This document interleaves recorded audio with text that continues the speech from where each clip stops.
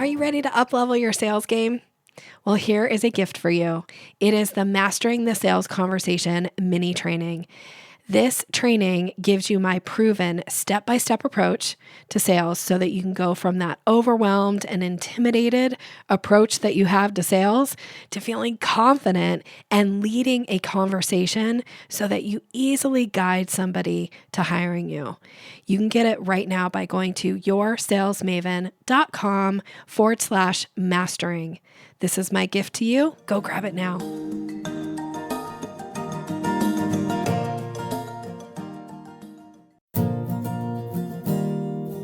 Do sales conversations make you feel awkward or pushy? It's time to ditch the outdated salesy strategies. Your guide, Nikki Roush, will show you how to combine kindness with selling skills to meet your prospects where they are, and in the process, how to uplevel your influence and income. Learn how to earn business easily and effortlessly. Here's Nikki. Welcome and thank you for listening to the Sales Maven Show. I'm your host, Nikki Roush. Today's episode is a part of the Mastering Excellence series. This is a concept that comes from my background in neuro-linguistic programming. We relearn that there is a structure to excellence. So I bring on an expert who has achieved a high level of success in some area of their life or business.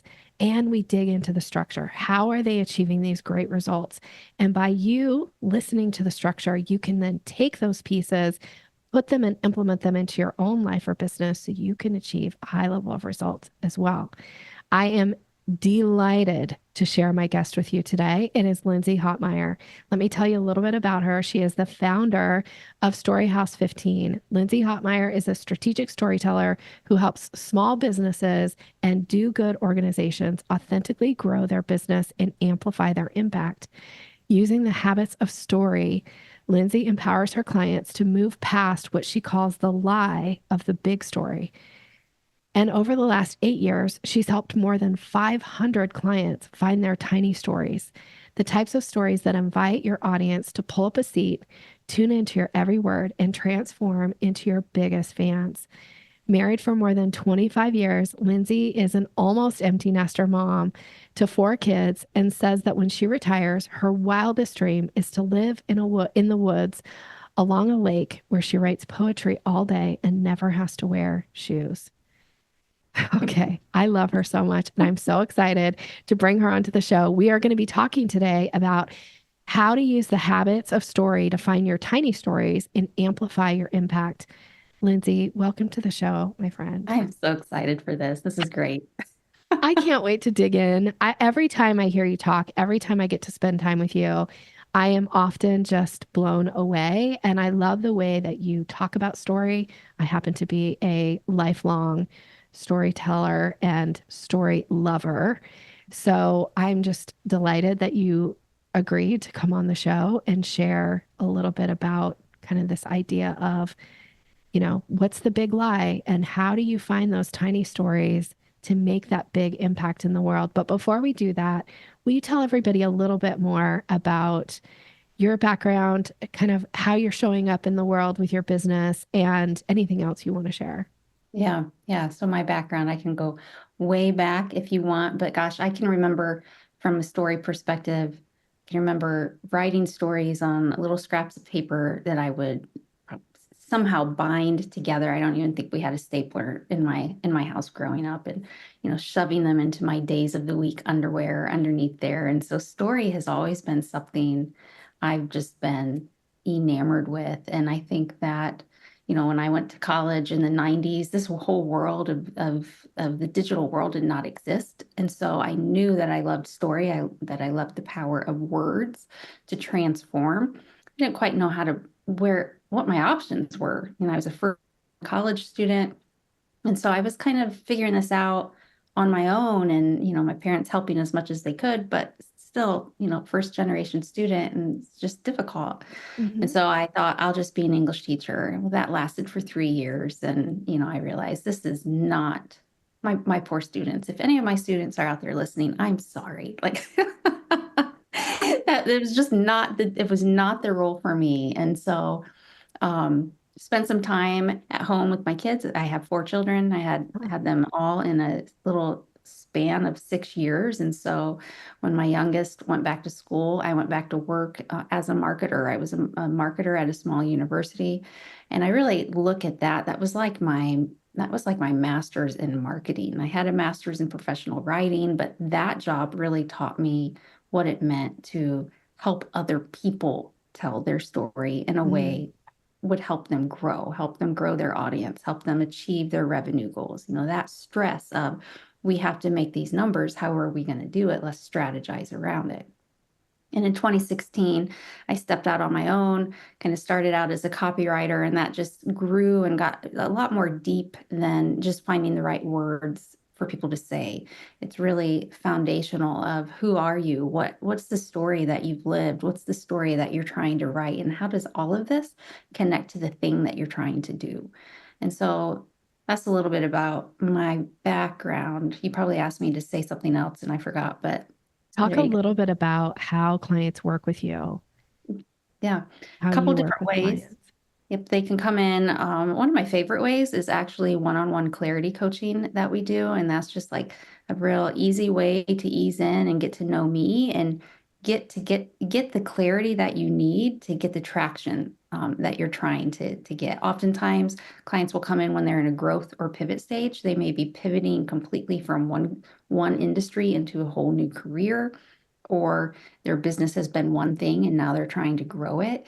And I think that when you are at that age, especially 40 plus, years old, most of my clients are in that age. So you've lived a lot of life. And you also have this narrative of, I've lived all of this life. How dare I pivot, right? Like I've invested all of this time. Yeah. Dare I make this shift? Like, why can't I just make this thing work? And so they come to me for that clarity on, is it okay that I'm feeling this way? Like, is that even okay? Am I even equipped to do this? Or am I just like off my rocker for even wanting to do this? And then how do I make this happen? And so we spend 4 weeks or 4 sessions together, kind of really digging into that identity clarity and how that connects to the business, the career that they're wanting to do, and just giving them some real easy steps that they can take to do that. Yeah. So clarity coaching, story coaching, which is a lot the similar way. I do a brand story intensive, which is kind of, we start at the foundation of finding what your story is, finding how you need to communicate that to your audience, writing your website copy, and, really branding you from a story standpoint. And then workshops and trainings. Love it. Love it. Okay, so I know we're talking today about how to use the habits of story to find your tiny stories and amplify your impact. So, my first question I always like to ask is, if I was able to stand in for you for a day, what would I have to do, or how would I have to think with this idea of how am I going to use the habits of story to find my tiny stories? What would you have to think in order Yeah, like to? how would I have to think? Like imagine I'm really stepping into your shoes. Like what's going on in my brain? Mhm. Um, a couple things. I think first you have to know what the habits of story are and what tiny stories are. Like, why am I looking for a tiny story anyways? Like, what the heck is that, Lindsay? Like, I don't want to be small, right? Like, and I latched onto this idea of a tiny story for that very reason. I think when you look across the landscape of marketing, of everything that we digest, everything that people are telling us to do and be, it's all about being big. And even my messaging for a while talked about that, like tell bigger stories. And at one point I'm like, what the heck are you doing? Like, you don't teach people how to be big. You teach them how to be who they are. And we don't have to be big in order to flourish and in order to be successful and impactful. Hmm. And I think that we wrestle with this, and I wrestle with this lie of, if I'm not showing up in a big way, well, then I'm invisible, right? I'm not Hmm. making an impact. Hmm. And that can be really hard to overcome. And it can be really paralyzing as a business owner when you get trapped inside this lie of, if I'm going to tell a story, if I'm going to do something, it's got to like I have to have that viral post. I have to have that celebrity power. I have to have this huge audience to make an impact. Mm-hmm. And when we realize that, big stories might be the types of stories, like I climbed this summits, or I had a near-death experience, or this rags to riches story. Those are big stories. Those Mm-hmm. might be the stories that turn heads. Like you might get Oprah Winfrey to be your spokesperson, and you'll turn a lot of heads, and you might be able to build an audience that way. But the thing that's going to keep your audience there are when you tell stories that level the playing field for your audience, that lets them know, oh, she's human too. Mm-hmm. Oh, I can belong in this brand. This is approachable. This is relatable. This feels like me, just a regular old Joe human. And those are what tiny stories are. The types of stories that highlight the everyday struggles, the everyday people, the everyday experiences that are going to build connection and invite us into the journey with our audience. And so when we can take the pressure off of ourselves a little bit, I think that we have to tell these big stories. Um, it makes it easier for us to just show up with the gift that we have, with that unique gift that we have. So that would be the first thing. I love this. There's so much I want to say here, but I want to keep us on track because I feel like I could go. Like sometimes I just want a day to just sit with you and I like to just hear you speak. Like we need to figure that out. Okay. So you had said, first of all, you said you need to know what the habits of story are and you need to know what a tiny story is. And I think you broke down what the tiny story is. It's this, finding those everyday struggles and experiences and that connection for people. But can I ask a little bit more about the habits of story before we Mhm. move on? Yeah. The habits of story are really the way to your tiny stories. I think the biggest and most, in most everyday terms, the biggest struggles we have when it comes to story, because we hear about it so much now, hear about it all the time. I just released a podcast of my own today talking about like we hear about this all the time. And guess what? Story isn't the magic pill. Like people are going to tell you it's the thing that's going to help you solve your revenue problems, help you build the business you want. And sometimes it does those things, but not always. It's Mm-hmm. not the magic pill. So we struggle with how do we find stories and how do we know when and where to tell them? And so we can understand what a tiny story is, but we're still left with the struggle of, okay, I get that, Lindsay, but how do I find it? How do I know which of these stories to tell? That's where the habits of story come in. And so there's really three habits of story that I talk about. It's observe, habit number one, become an observer. Habit number two is listen first, speak last. And then habit number three is do what you say you believe. So observe, listen, and do. So really kind of simple things, but when you put them into practice on a daily or a weekly or just some sort of a regular basis, and we can talk about, you can talk about probably much more intelligently than I can, the importance of habit building and all the data behind what that does to our brains. We know that if we want to excel at something, if we want to succeed, we're going to increase our chances of doing that if we create some sort of rhythm, some sort of pattern, a habit in our lives. So observe, listen, and do. That's creating a habit, a rhythm of story in your life so that you can see those tiny stories happening in real time and then you can capture them. And so you want to observe, let's just say I'm a business owner with 5 employees. Let's just create that little story. And so I want to observe on a regular basis what's happening, what's their movement, how do they respond when I'm in meetings with them, or how are they responding when we have a lot going on, or when things go right, or when things go wrong. Like, are they drained? Are they excited about our vision? Like you're just observing the world around you and taking that in and taking note of it. And after you do that, then the next habit is listen. And so this one is I always say if you don't have anything to put down on this habit, then you know you have work to do. Because if you're Yeah. not hearing anything, if you're not listening, then there's no way in the world that you can ever tell effective stories because you're only listening to what's happening inside your head. You're building something on your own ideas and your own willpower instead of the people that you're trying to serve. So you need to listen to conversations that you're having with other people, that others are having with you, that others are having with each other. What is your audience having to say about you, which is a huge one, because that's really hard for all of us to do, to Hmm. actually tune in and hear what our audience is saying. And you capture those conversations.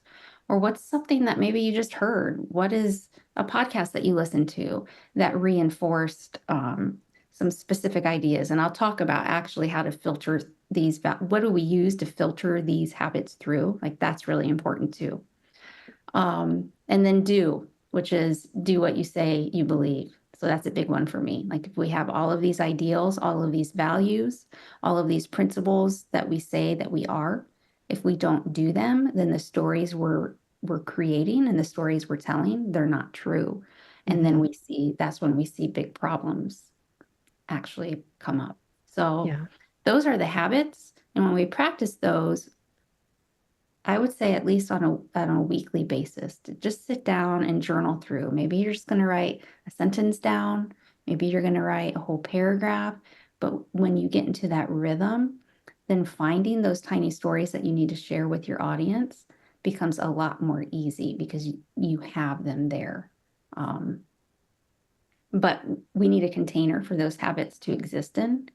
Um, and so I can talk about that now if you Yeah. want, or if you have a question, we can wait and I can talk about it I'm later. so interested in this about this container because one of the things I will say is I look for story constantly. I'm always looking for a story and everything that happens, to me or for me or whatever, I always think like, what's the story here? And how can I use that in some way to amplify a point or make it a teaching opportunity or make it a podcast episode, right? Like I love stories so much. And I get a lot of pushback initially from clients because they'll say like, oh, you tell all these stories, but I don't have any of my own stories. And I always say, oh, you've got stories. You Mhm. definitely have stories. I've never met a client ever that we haven't been able to pull out story for certain applications in their business, certain offers, certain whatever. But so I love what you broke down as far as the habits of story, but now let's talk about the container because I want to know more about this container. Yeah, I think that this is really the like missing piece for a lot of people because of that, what you just said. I don't have any stories. I'm like Hmm. a boring person, that I'm not out. Again, they're anchored to that idea of I don't have anything big, so what can I do? Hmm. Whereas people like you and me, like I say all the time, I live in the metaphor. Like if you talk to me, you're going to probably hear me tell you five different metaphors to explain a point. And I'm sure that annoys people, that don't I live in love that. or at all. But same for me. Everything morphs into a story. Yeah. And I think that's because subconsciously what I've been doing is relating it all back to this concept, which is not mine, but it's what I teach, concept of the sacred bundle. And so if you're not familiar with the sacred bundle, it comes from Native American culture. And when they would be displaced from their communities, from their homes, or when they were traveling from place to place, they would gather up with them a sacred bundle, which was a collection of maybe 5 to 10 items that represented really significant stories, significant pieces of who they were as a culture. And so they would take those with them, and during celebrations or different events, the tribal leaders would gather the tribe around and they would unbundle that sacred bundle. And there's many different types of sacred bundles. So, like don't dig into the sacred bundle and be like, actually, that was called a medicine bundle. And like there Right, are right. different types. They would unbundle this bundle and take these objects out. And like, I mean, they would just be, if we would look at things like this today, we'd be like, that's an owl head. or that's a feather. They weren't these Right. huge things, but they would take them out and they would tell a story that would reinforce the significance of what that represented. It represented something about who they were as a culture, what they believed, what they stood for, their unique calling, who they were as a tribe. And they did this habitually. It was a ritual. They did it again and again because they knew if they didn't have that sacred bundle and tell those stories, their culture would die out. Mm-hmm. And so I say our habits, when we practice our habits, we're trying to practice those so that we can find our tiny stories. And all of that is rooted in our sacred bundle. And that's different for each of us. And there's 4 storylines that should be in your sacred bundle. The first storyline is the storyline of belief. And I call it belief. You could call it your values, your non-negotiable values. What are your non-negotiable values that you live by? And then once you kind of flesh those out, then you need to think through what are the stories that are actually proving that we live those out. So that's a bit of where those habits come into play because you're observing, you're listening. And so as you listen to what others are saying about you or what other conversations or the stories you can tell to others, how are those stories proving that you're living those values out? Because if you don't have stories that are proving that, then chances are those aren't your values. And so Mm-hmm. probably likely for you as you are thinking through, like, how can I turn this into a story? You're doing probably this subconscious filtering through that storyline of belief. Like, how does this relate to what is so deeply entrenched in my soul of what I believe and what I know is true? How can I use that to illustrate it? So that's number 1. The storyline number 2 that should be in your sacred bundle is the storyline of legacy. And that's what stories are people going to share about me when I'm no longer here? Most of my clients are in business because not just because they want to make money, but because they truly want to make a difference in their world and in the lives of the people that they're working with. So they're not just doing it to become a millionaire. They're doing it because they truly believe they've got something to bring to the table and make a change. And so what is that legacy? What are the stories others are that you want others to share about you when you're no longer here? Because then that informs your work. It informs how you go about your work and what you're doing. The third one is calling. Before you And go that to the is third just, one, can I just I want to yeah, check in with you about this yep. legacy one. The when you say like the stories that you want other people to tell about you when you're no longer here, is that like so my brain is like going in a couple places here, but like I have, for instance, I have 2 words that I refer back to as like foundation in my business. I hope it's foundation in my life. So when you say like values, right? So I might be mixing these 2 up. But the 2 words that I challenge myself with often is I always want for people like if there's 2 words that I wanted people to use to describe me is I would say kind and credible. Kind is something that is a core value of mine. Credible is something, I guess that's probably a core value too. But when I think about legacy, how much influence do I have over stories that people would tell about me? That would be my like question back to you. Mhm. I think that you should think that you have a lot of influence over how people experience you, Mm, right? Like, and that's what you're trying to do with those values of being kind and credible. You want to make sure that the experience other people receive with you is laced with those feelings and those mhm, emotions. And so when Nikki is no longer here and Sales Maven is gone and somebody's flipping through the pages and they point to that. Yeah, I remember back in 2024 when I worked with Nikki, she was so kind because she did X, Y, and Z. So mhm, that's the legacy. And it's very intertwined into those, I believe, very intertwined into those values that you just talk about. because Okay. it's the same for me. Like my values are show up with love, lead with grace, examine everything. Like, I'm very curious. I always ask hard questions. And so when I'm no longer here, I want people to stand around, and if they say no, I don't care if they are like, wow, she was an amazing storyteller or she built a great business. No, I want them to say she made me feel seen and known. Like I felt loved with her. Like I felt Mm-hmm. like I mattered. And she helped me understand that I mattered and that the work that I'm doing matters. That's what I care about at the end of the day. And that's what trips me up in my business when I feel like if I'm not getting traction, it's not about, gosh, my revenue's down. It's if I can't do this work, then how can I make that type of impact on other people? Mm-hmm. Okay. I love this. Thank you so much. All right. So number 3 is the calling. That's the Yeah. storyline. And that's what are we doing that nobody else can do? I I really parse out the difference between calling and purpose. And I'll explain it like this. I think that if you're in a company, there can be a shared purpose inside a company. Like a company might have the purpose of uh, providing a strong, affordable education to 18 to 22-year-olds if you're a Mm-hmm. university, Mm-hmm. or providing the best, most honest, most affordable service. And that's the purpose. Like that's what we're here to do.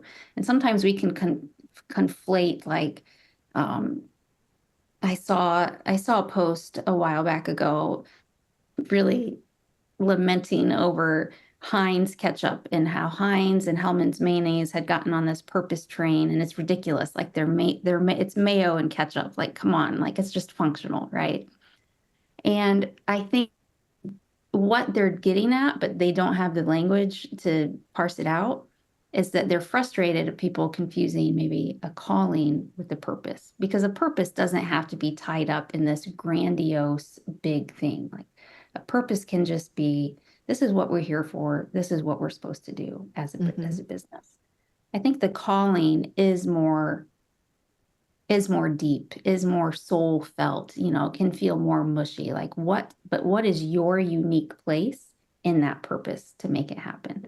There's lots of sales coaches out there. And so you're sharing the same purpose That's as right. all of these other sales coaches. But the way that you step in and do it is so much different because of how you understand your calling and live out your values. And so you do it differently because of those things. Does that make Okay. sense? Yeah. Again, there's so many places I want to go with this, but I want to stay on track. So you said are there 4 storylines? And then the fourth one Okay. is community.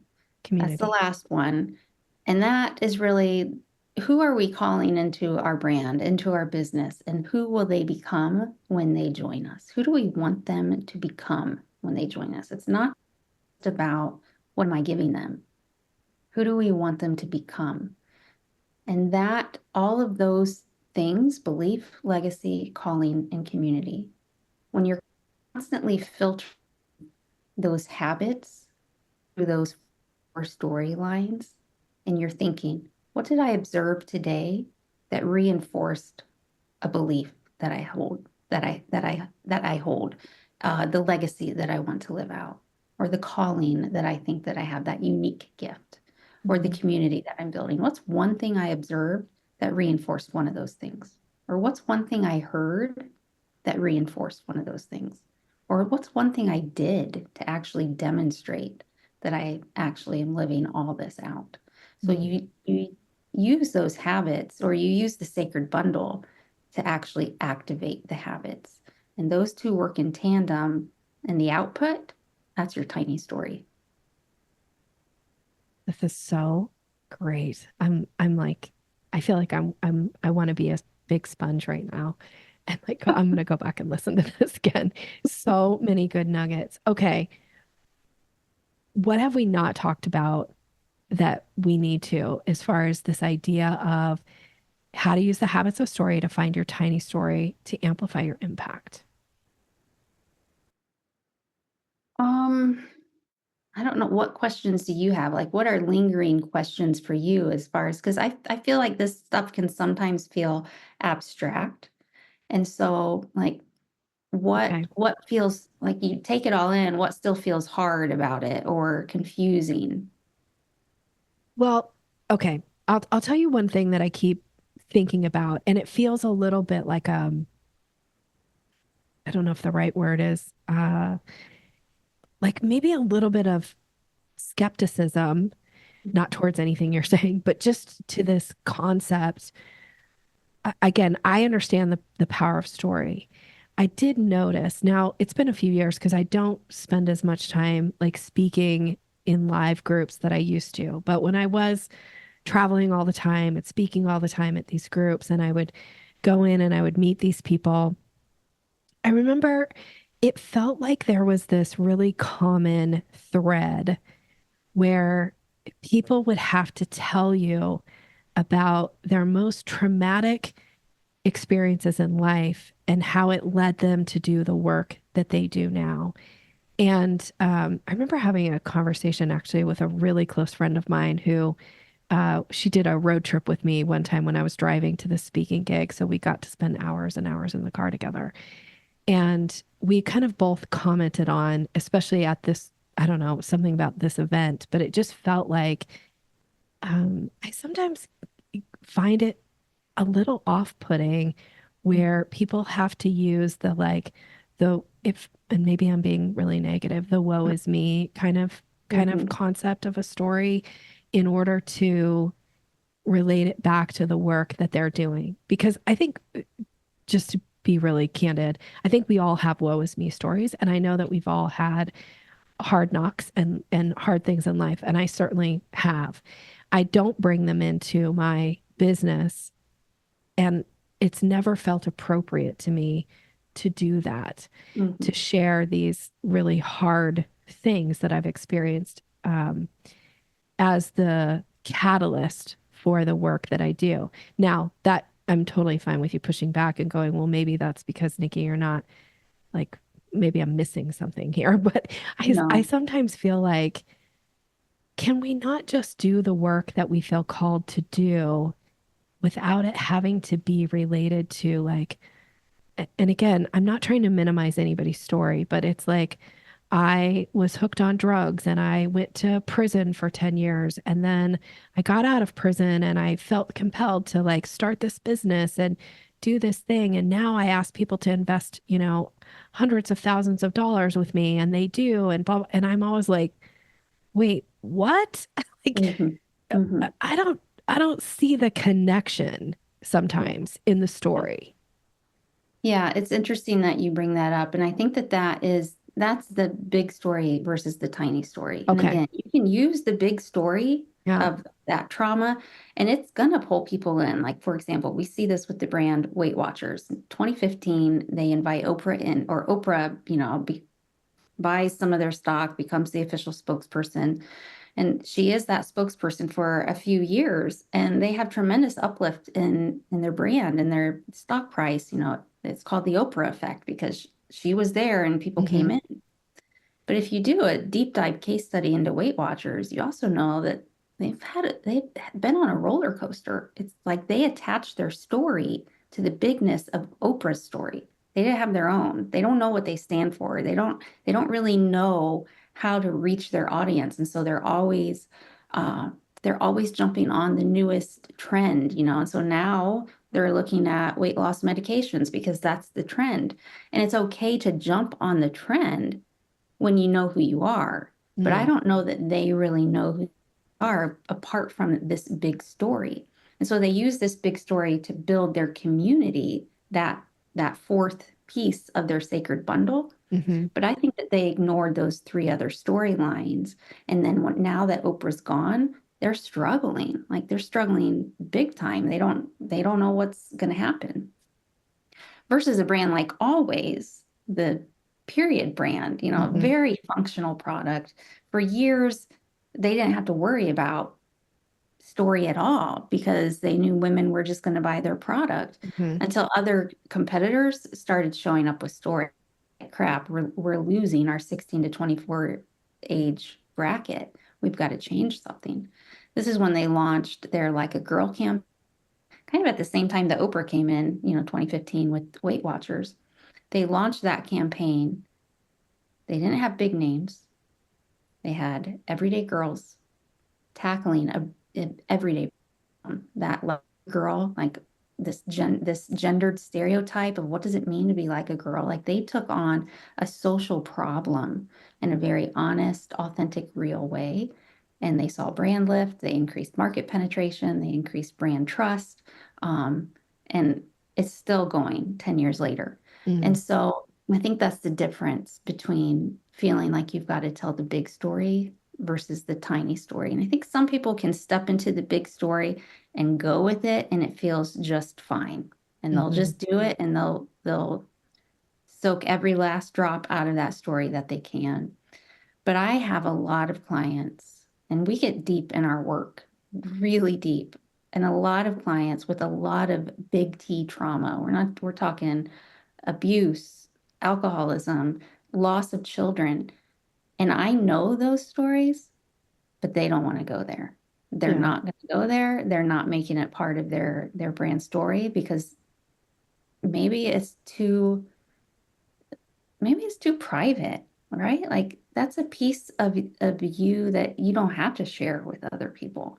And I don't think that they want to use that to establish their credibility. Like they want to stand on their own apart from that big T trauma. And so it's not a part of their story. I think as they work with clients, there's probably certain clients who start to know those pieces of their story, but they don't lead with it because you don't have to. And so they use other tiny stories to build that credibility. I love that And too. that's an important point. That's an interesting point too, is that if you have deep, heavy stories that, gosh, I could probably build some know, like, and trust factor if I just would show up with my most human mess of what this story is, but I don't want to. Well, that's what tiny stories do as well. They bridge that gap until you're ready to share that big story, if ever. And you don't have to. Like they come along and they say, you know what? It's okay, Nikki, that you don't want to share these stories. You don't have to. Like you can still make connections and build relationships with these tiny stories and show your audience who you are in this way. I love the idea that, well, and maybe because there's a piece of me that does feel protective and private of certain aspects, right? That I'm just not willing ever to be I always say, like, I never want to be the monkey that people go dance and then I dance like for the dollars. Like, that's just not me. And so it does feel sometimes like there's this piece of me that feels private. I want to keep it private. Yeah. And I plan to always probably keep it private, right? Like, I Right. don't know. Right.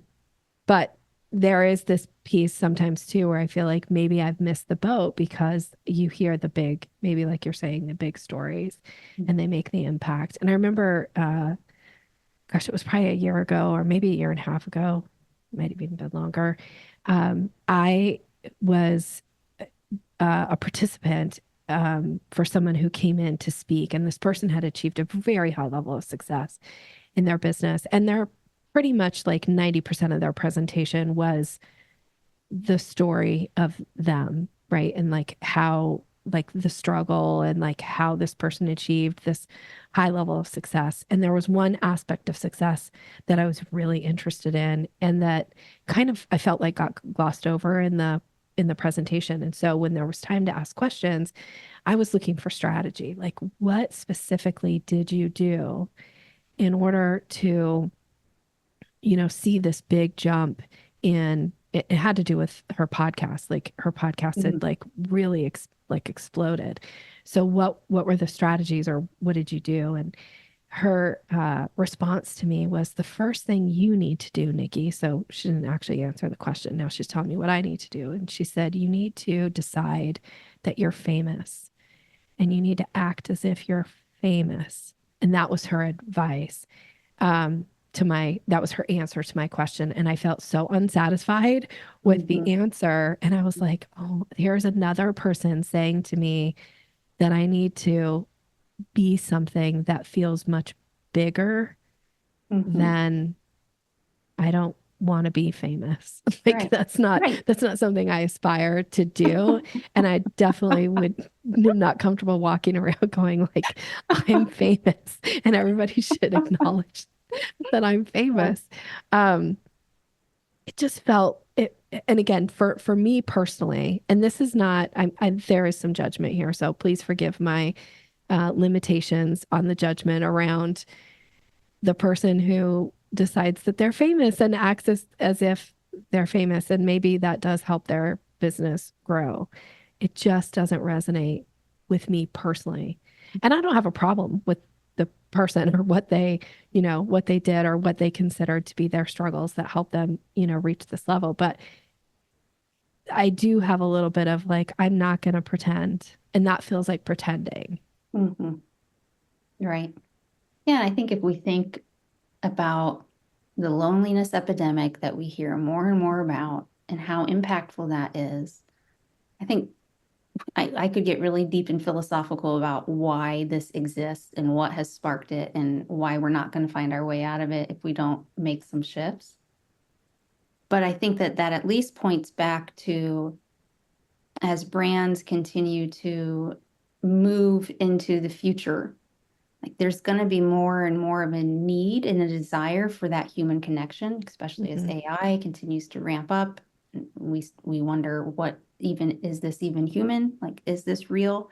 There's going to be people peeling back the curtains and wanting to see the real, not wanting to see the big and the famous. Like even those who are big and famous, people just chip away. They just keep chipping away, right? Because we want more. We want that access to see more, because it's like there's this subconscious acknowledgement that you're big and famous, and I know that part of you isn't real. So I just want to keep chipping away so I can get to the real layer of who you are.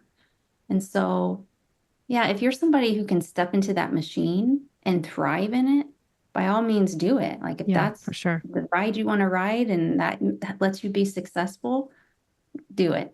But I think there's a big chunk of us that does not resonate. And what it does is it puts us on a one-track path to failure, because we're chasing the famous, the big, and we think that if we're not showing up that way, then we've just failed. And that's got to be why so many small business owners fail within those first 5 years, because we're looking at what we think it's supposed to be, forgetting that it's actually going to be messy for a heck of a long time. Yeah. I love the word messy. One of my all-time favorite podcasts from Natalie Ekdahl in her Biz Chicks was like, Everybody's a Mess, I think is what it's called. It was one of my favorite episodes of hers. And it's from years and years and years ago. But it was like, that was a turning point for me too, because looking at somebody who I have really great admiration for and has since, she's become a friend, somebody I so treasure our friendship. But at the time, I was just looking at her from this place of a mentor, and it was like, oh, here she is being real, not sharing. I wouldn't say like the super traumatic stuff, although she has been very candid about, some of her life struggles with her, with her dad and a lot of things. Like I'm not trying to tell her story, which I find really admirable about it. But I just liked this idea of like, we're all a mess. So it's okay to be messy. And not that there has to be this idea of perfection. But I do love this idea of the tiny story, kind of bringing it back to you and the tiny story, that it doesn't always have to be the big story. So I'm super grateful for you coming to share with us today. And I got a lot out of this, and I hope that the listener did too. I feel like Lindsay did a great job of breaking down for us so many things here, like the 3 habits of story, like how to how to be looking at that container. What does that container mean? And what are the storylines that help make up your sacred bundle? Like just a little masterclass there for me personally. So thank you for that. As we wrap up today, I always like to ask just a few little questions about you so we get to know a little bit about you. If you're comfortable, whatever you feel like sharing. One of the things I always like to ask people is what brings you pleasure or joy right now? Walking in the grass barefoot is the smallest joy. My biggest joy is just being with my family. I love it. They say that walking in the grass, like putting your like feet in on the earth, has all these really amazing health benefits. Yeah. So Yeah. I love that. Grounding or something. Yeah, grounding. Yeah. Somebody was talking to me about that recently. I love this. What's something that people would be surprised to learn about you? It depends on the circle that I'm in. Yeah. So I really love a good peated, smoky. It caught my thumb. I really love a good peated, smoky Irish whiskey, my favorite in the world. And so bartenders are always surprised about that when I go up and order because they want to give me the frou-frou drink. And I'm like, no, just give me a pour of that whiskey. That's a fun answer. Okay. What's something exciting going on in your business right now? Well, me just working alongside you, helping me get reacquainted with putting myself out there in ways that I just had atrophied, and learning things about my list that I didn't necessarily believe. And so that's been a good challenge for me, is to just like push back, having that partner to help you push back against the hard is so critical. Like I can't imagine being truly alone in the business endeavor. I don't know. I'm sure there's people out there who are doing it. And if you're doing that right now and listening to this and you feel just like impossibly hard and ready to quit, find a partner to help you push back against the hard. Because I don't think we were created to do this on our own. I totally agree. I don't think it's supposed to be a solo venture, even though there's that solopreneur piece of it, but their community is so important. And I will say you've been very brave. As a client, you've been brave and pushed through some of those limiting beliefs and been willing to test and try things. So I love people who are willing to implement and see what happens. And you've been a really fantastic implementer. Yeah, I mean, the worst that can happen is nothing, right? That's always like, okay, so we'll learn something in that too. There will be feedback there. Yeah. So for people listening right now who probably need a little bit more support with their stories and the idea of creating the whole package, right? Of like, what is the story of their brand and all of the things that you do? What's the best way for people to connect with you right now? Yeah, so they can find me at my website, which you'll probably put in the notes, Storyhouse. It'll be in the show notes. Sorry, say it again. I just stepped on you. Oh, that's okay. Storyhouse15.com. Connect with me on LinkedIn, just at Lindsay Hotmeyer, or tune into my podcast. It's just like quick, digestible story conversations, how to find and tell better stories, anywhere from 5 to 10 minutes, which is really fast when you listen on speed and a half. Yes. And that's Storyhouse. And if they go to my website, they can find all sorts of resources. There's a resource right there on the homepage called The Habits of Story. When they go there, they can just read the guide for free. It's not even a download. They can click and it'll take them right to them reading through the guide. And then they can grab some extra questions if they want to dive a little deeper into how do I practice these. Connect with Lindsay. That's my advice. She is a wealth of knowledge. She is a beautiful soul and really understands this concept of story and how to make it show up and work in your business. So thank you so much for being here. I'm so grateful that you came and shared.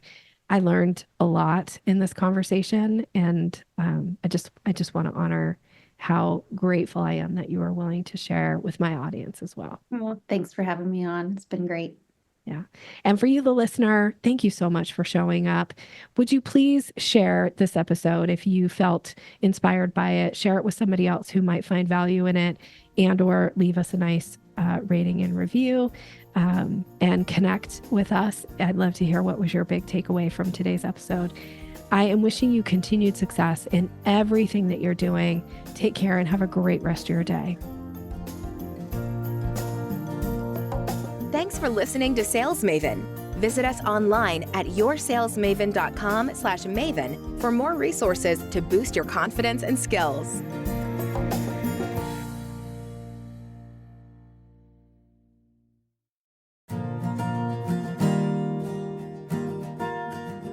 Are you ready to increase your confidence in your sales conversations? I have a gift for you that is going to show you exactly how to do that. It is my Closing the Sale ebook. It's all about leveling up your confidence, giving you language to use, how to seamlessly move somebody through the sales process. And you can get it right now by going to yoursalesmaven.com/Maven. Go grab it.